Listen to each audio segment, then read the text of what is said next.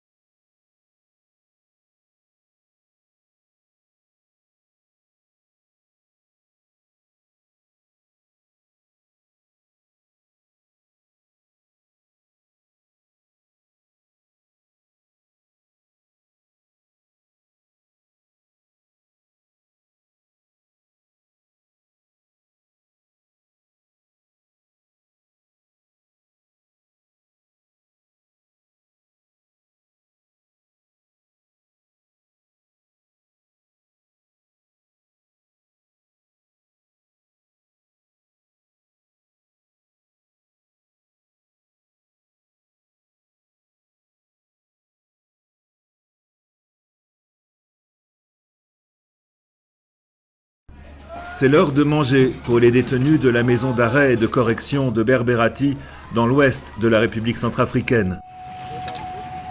Sous la surveillance des gardiens de la prison, ils préparent eux-mêmes la cuisine. 89 détenus vont se partager ces petites boules de manioc et la soupe de légumes qui l'accompagne. C'est l'unique repas de la journée. Depuis que j'ai pris le service, on m'envoie 200 000 francs. On m'envoie 200 000 francs pour le frais d'alimentation des détenus.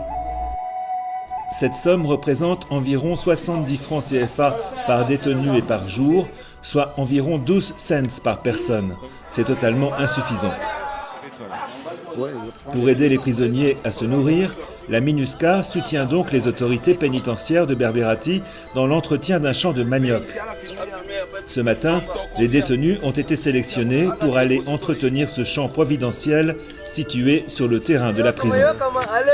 L'objectif du champ pénal de la plantation de manioc, c'est de renforcer l'alimentation des détenus, c'est-à-dire donc dans le cadre de la sécurité alimentaire des détenus.